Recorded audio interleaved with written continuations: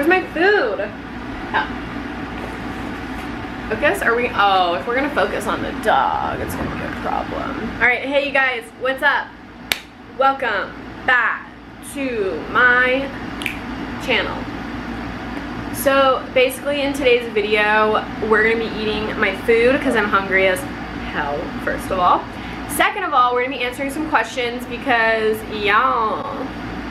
So I went on Instagram and I asked people who follow me to just ask me some questions because I wanted to do a little question and answer. So basically I'm just gonna be eating my food and answering your guys' questions. If you want to see me do stuff like this in the future, you know, like you want to ask me a question, then like obviously you need to follow my Instagram and it's right there. So like you can follow me and then ask me next time. Wait, first let me show you guys my food. So I went to Cane's and no! I'm still gonna eat it, but fuck my life. So basically if you don't have Cane's where you're from, I don't know exactly where they have it.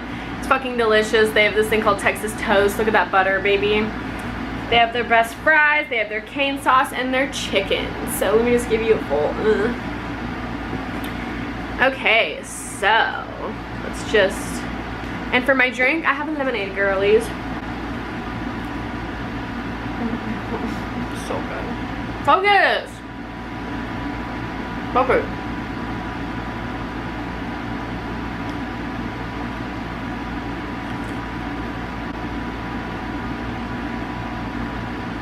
Alright, so the first question comes from your boy, Mike. He's my coworker. What's up, Mike? He said, what are your biggest pet peeves and why? So, definitely people who talk through like movies and songs. Don't do that shit. That shit bothers me. Like, especially when it's a new movie or a new song, or it's a movie I'm showing you, like don't talk through it, like, or if it's so obvious that I want you to shut up, like I'm barely responding to you, like please don't talk through the movie because I want you to enjoy it and I want to enjoy it and you're being annoying. Another pet peeve is like someone pointing out something about someone that just like it doesn't need to be brought up for whatever it is. Like hey, there's like, hey, you wore that shirt like 3 times already this week, or like, you know, that's just like not productive. It's like, what? Like you can say, hey, like your tag is sticking out, like okay, that's fine. Or like, hey, you have something in your teeth, but like, hey, you've worn that shirt 3 times this week. It's something we're all aware of, so you can just So 2 questions. I got to ask the same question from 2 people, Morgan and Lexi. I love you. I love you guys both. Why was I like reaching in the camera? I don't know. They both asked how me and Matt met. So we get asked this question a lot. Basically just like knowing him, like I had heard about him and like, you know, like heard of him. And this was back when like Ask FM was a thing. Like if you guys remember Ask FM, like Plug Walk.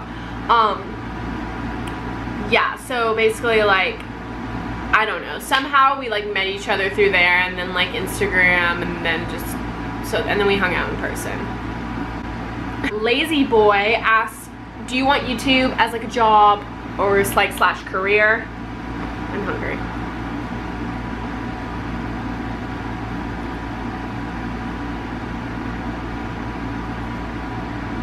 So to answer that, right now, I don't make any money off of YouTube. But in the future, if I can make money off of YouTube and like have it as like a job, I wouldn't say like career, but like a job, I would love that. I had originally came to YouTube just because I like creating videos, but like if you can get paid to like create videos, literally like a real job or a real career, then like yeah, like that's like great. Would it ever be my like only source of income? No. I think that I would still have some other career or doing something else, another career that I'm passionate about. But you know what, we'll see. But like if I could be told right now I'd make like enough money, like either equal to or more money than I make now waitressing, I would definitely like stop waitressing and just focus on YouTube right now. So this girl Tara, I used to play softball with her, and she asked me, do you miss softball at all?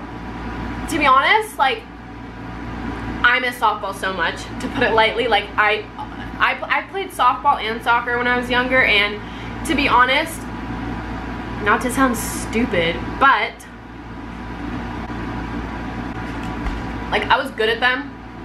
I was definitely, I don't know, I think I was better at softball, ended up liking softball more, but you know, you just, not everyone sticks with it, and even though they're really talented people, they don't always like stick with that, even though, you know, whatever. So like, I miss it so much, but like, to get back into it now just would be like weird, because like, I'm in college now, so like, you know, but I definitely miss it so much. I miss like making friends that way. I miss just like being a part of something and like having like, you know, like goals to work towards, like sports wise or like performance wise, you know. Oh, also your dad, her dad was my coach, literally like the best. And then the assistant coach on that team, the best. Probably like my best experience, like playing softball. Best team experience. Lexi, wait, should I say her last name? I'm not gonna say her last name. Lexi, bitch, you asked me, how do you know someone you're best friends with is toxic for you? Deep one. I think there's a good amount of, like, abundance of ways to tell. I think the main ones that I've noticed with my friendships and my friends, other friendships, so not me, but someone else they're friends with, like, one main sign is like, which just sounds obvious, but it's so true, and a lot of people don't even like, you know, it's like, because I had this friend, I'm not gonna say her name, or I have this friend, she had a friend who, like, anytime something good happened to my friend, we'll call it whatever, anytime something good happened to my friend, she'd always find a way to like make it negative or just, you know, put her down about it. That's toxic. Like, you should be able to like hype up your best friend, and like, it's pretty obvious when someone is like envious of you. You should never be like envious of like your friends, like to the point where like you really want to drag them down, you know?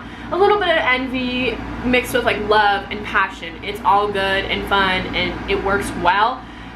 But if like their envy over you is like outweighing like their love and their support, then it's a problem and they're toxic for you, and you gotta go.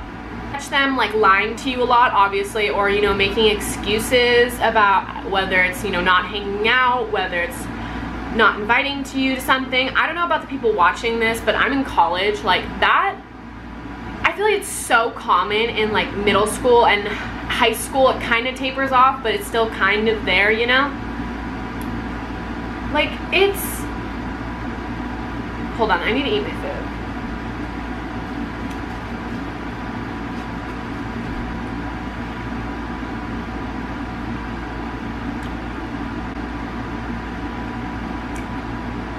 Put it, leave that in middle school, honey. Leave it in the trash. Like, we're not here for that. Yeah, if your friend does that, fuck them, throw them away.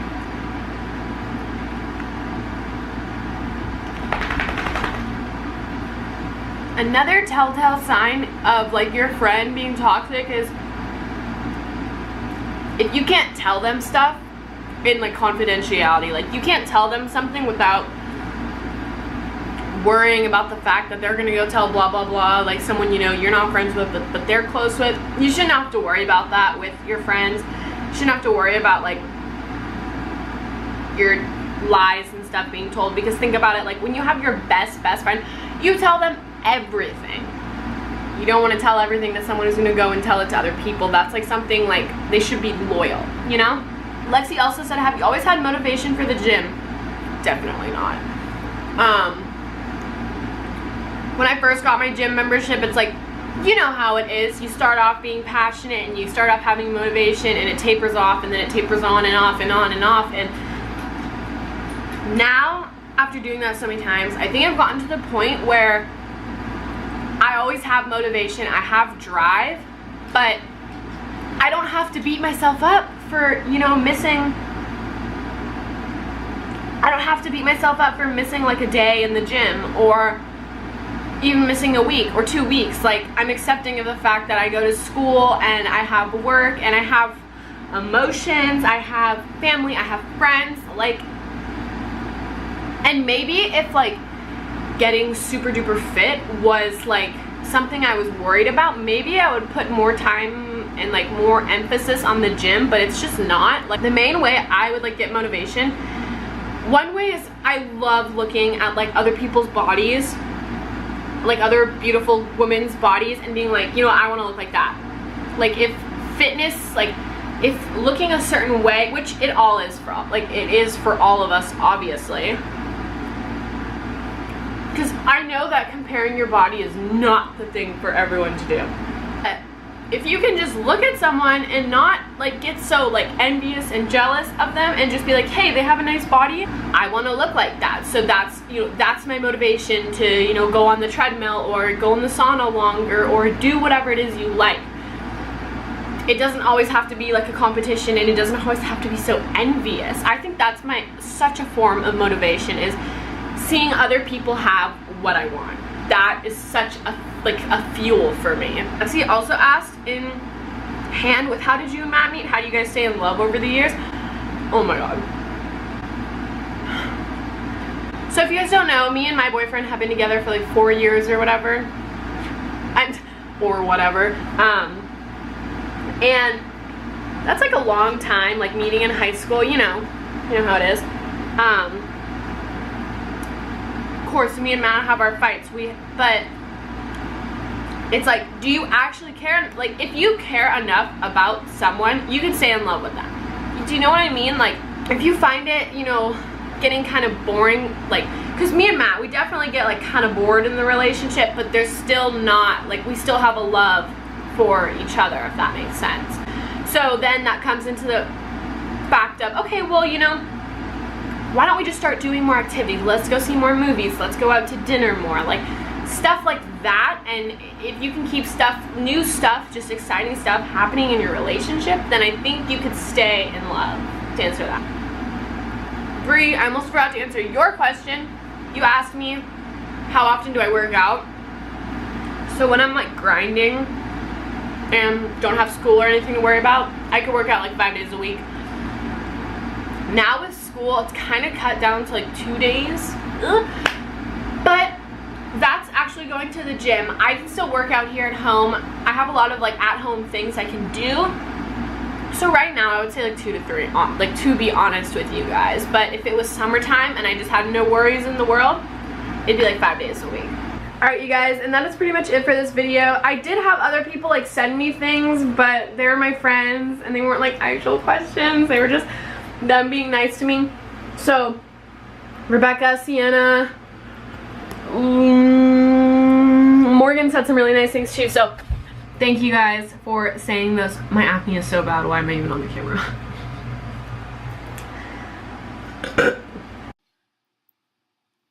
I just want to say thank God I already have a boyfriend, because I literally have a stain on my freaking shirt and I just burped, like, and here I am with Zit cream on my face. Like, I just want to say thank God I already have a boyfriend, because after that, it's over, baby.